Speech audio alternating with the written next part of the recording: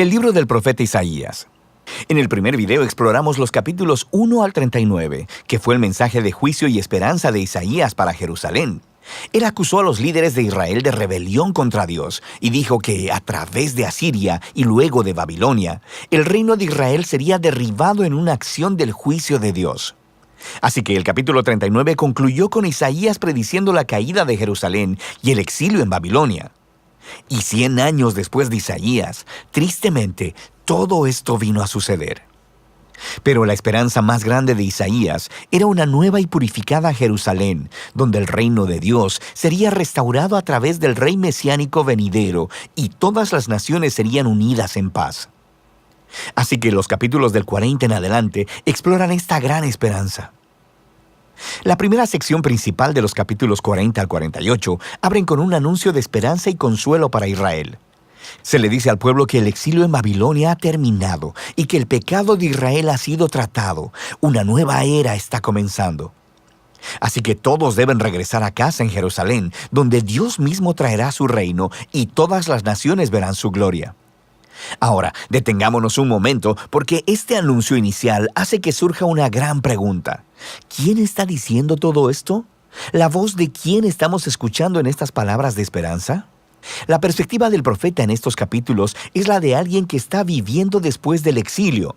En otras palabras, en el tiempo descrito por Esdras Nehemías. Pero Isaías murió 150 años antes que todo eso. Así que, ¿qué se supone que entendamos con todo esto? Bueno, hay muchos que piensan que todavía es Isaías hablando en su propia época, pero que ha sido transportado proféticamente, por así decirlo, 200 años hacia el futuro y que le está hablando a las generaciones futuras como si el exilio hubiera pasado. Sin embargo, el mismo libro de Isaías nos da algunas pistas de que probablemente algo más está sucediendo. En los capítulos 8, 29 y 30, se nos dice que después de que Isaías fue rechazado por los líderes de Israel, él escribió y selló en un rollo todos sus mensajes de juicio y esperanza, y que se los pasó a sus discípulos como testigos de los días que vendrían. Eventualmente, Isaías murió esperando que Dios vindicara sus palabras. Ahora, recuerda, los capítulos del 1 al 39 fueron diseñados para mostrarnos que las predicciones de juicio de Isaías fueron cumplidas en el exilio. Él es un verdadero profeta. Así que, después de que el exilio ha terminado, los discípulos de Isaías, quienes han atesorado sus palabras por tanto tiempo, abren el rollo y comienzan a aplicar sus palabras de esperanza a su propia época. Así que, desde esta perspectiva, el libro de Isaías consiste en esa primera colección de las palabras de Isaías, como también de las escrituras de sus discípulos proféticos, que Dios usa para extender el mensaje de esperanza de Isaías a las generaciones futuras. Cualquiera que sea tu perspectiva, todos están de acuerdo en que estos capítulos están anunciando que la esperanza futura ha llegado, que Dios está cumpliendo las promesas proféticas de Isaías. Así que el profeta espera que Israel responda, convirtiéndose en siervos de Dios. Esto es, que después de experimentar la justicia y misericordia de Dios a través de la historia, comiencen a compartir con las naciones quién es verdaderamente Dios. Pero eso no es lo que está sucediendo. En lugar de dar testimonio a las naciones, Israel se está quejando y aún acusando a Dios. Ellos dicen, el Señor no pone atención a nuestros problemas. De hecho, está ignorando nuestra causa. El exilio en Babilonia, de forma entendible, ha provocado que Israel pierda la fe en su Dios. Quiero decir, quizá Él no es tan poderoso. Quizá los dioses de Babilonia son más grandes que nuestro Dios. Así que el resto de estos capítulos, del 41 al 47, están diseñados como si fueran una escena de juicio. Dios está respondiendo a estas dudas y acusaciones con los siguientes argumentos. Primeramente, Él les dice que el exilio a Babilonia no fue causado por una negligencia divina. Más bien, fue divinamente orquestado como un juicio por el pecado de Israel. Y segundo, fue por causa de Israel que Dios levantó a Persia para conquistar a Babilonia, para que pudieran regresar a casa, cumpliendo así las palabras de Isaías.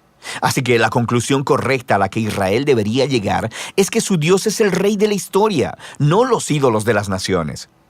En la caída de Babilonia y el ascenso de Ciro, el rey de Persia, Israel debería ver la mano de Dios obrando y, por tanto, convertirse en sus siervos, diciéndole a las naciones quién es Él. Pero para el final de este juicio, en el capítulo 48, nos encontramos con que Israel es tan rebelde y dura de corazón como sus ancestros. Así que Dios los descalifica como sus siervos, pero Dios todavía está en la misión de bendecir a las naciones. De manera que el profeta dice que Dios hará algo nuevo para resolver este problema, lo que nos lleva a la siguiente sección, del 49 al 55. Se nos presenta una figura llamada el siervo de Dios, quien cumplirá la misión de Dios y hará lo que Israel no ha podido hacer. Dios le da a su siervo el título Israel y lo envía a una misión para, primero que nada, restaurar al pueblo de Israel de vuelta a su Dios, pero, en segundo lugar, convertirse en la luz de Dios a las naciones. Y se nos dice que este siervo es empoderado por el Espíritu de Dios para anunciar las buenas nuevas y llevar el reino de Dios a todas las naciones. Suena justo como el rey mesiánico de los capítulos 9 y 11, pero luego se nos dice la forma sorprendente en que el siervo traerá el reino de Dios. Él será rechazado, golpeado y al final asesinado por su propio pueblo. En realidad, mientras está siendo acusado y sentenciado a muerte, está muriendo por el pecado de su propio pueblo. El profeta dice que la muerte del siervo es un sacrificio de expiación por la maldad y rebelión del pueblo. Y luego, después de su muerte, de repente, el siervo está vivo otra vez. Y escuchamos que, por su muerte, Él proveyó un camino para hacer justas a las personas. Esto es, para ponerlos en una relación correcta con Dios. Así que esta sección concluye describiendo dos maneras en que las personas pueden responder al siervo. Algunos responderán con humildad y se volverán de sus pecados y aceptarán lo que el siervo de Dios hizo a su favor. Estas personas son llamados los siervos y también la semilla. Recuerda la semilla santa del capítulo 6. Estos son los que experimentarán la bendición del reino mesiánico, pero hay otros a los que simplemente se les llama los impíos.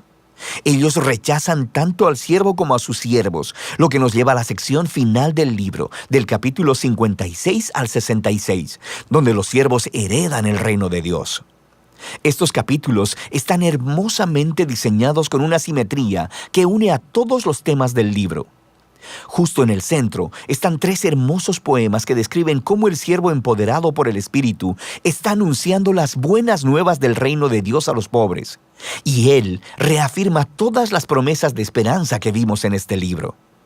La nueva Jerusalén, habitada por los siervos de Dios, será el lugar desde donde la justicia, la misericordia y la bendición de Dios fluirán hacia todas las naciones del mundo. Y rodeando estos poemas están 2 largas oraciones de arrepentimiento, donde los siervos confiesan el pecado de Israel y se lamentan de toda la maldad que ven en el mundo que les rodea. Así que le piden a Dios que los perdone y que su reino venga aquí a la tierra en la misma forma como está en el cielo. Ahora, en cada lado de estas oraciones se encuentran colecciones de más poemas que contrastan el destino de los siervos con el de los impíos que los persiguen.